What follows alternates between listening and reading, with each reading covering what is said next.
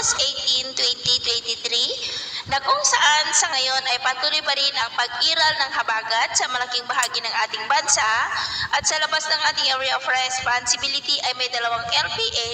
isa po dyan sa silangan ng Mindanao at yung isa na nasa south of Japan. Ang dalawang ito ay mababa ang tsansa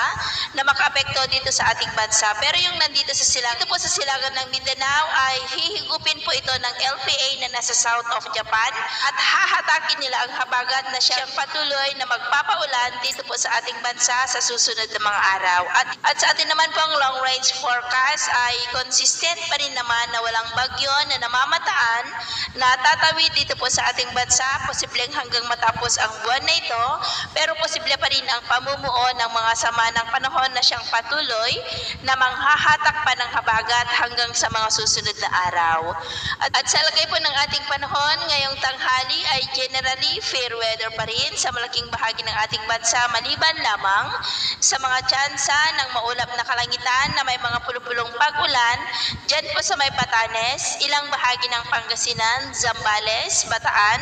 Camarines Sur, Albay, northern part of Palawan, ilang bahagi ng Samar,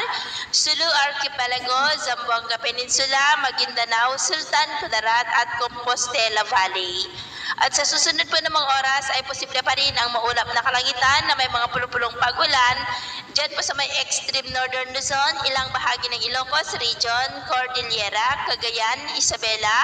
Central Luzon, ilang bahagi ng Calabarzon, Bicol Region, Mimaropa, Panay Island,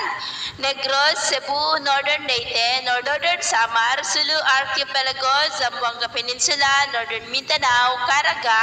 ilang bahagi po ng Sorsogon at Davao Region, kaya mag-ingat pa rin tayo dahil posible pa rin ang mga banta ng mga pagbaha at pagguho ng lupa,